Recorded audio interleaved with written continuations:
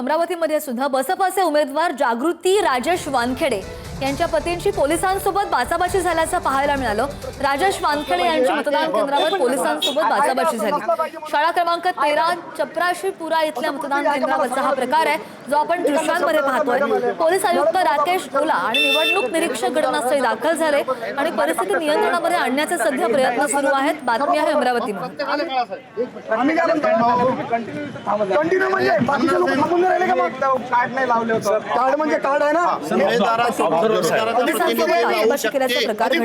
राजेश वानखेडे यांनी मतदान केंद्रावर पोलिसांसोबतच बाचाबाची केलेली आहे।